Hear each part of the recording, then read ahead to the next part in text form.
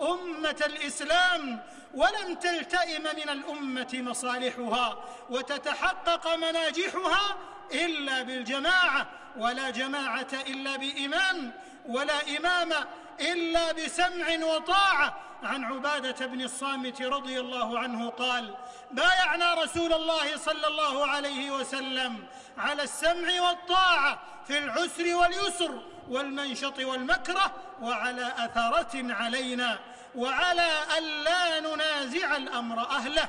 رواه الشيخان. وفي سلطة الإمام وأمره وبليغ نهيه وزجره يقول أمير المؤمنين عثمان رضي الله عنه وأرضاه: إن الله يزع بالسلطان ما لا يزع بالقرآن. ولله در الإمام عبد الله بن المبارك رحمه الله حيث يقول: إن الجماعة حبل الله فاعتصموا منه بعروته الوثقى لمن دانا. كم يدفع الله بالسلطان معضلة في ديننا رحمة منه ودنيانا.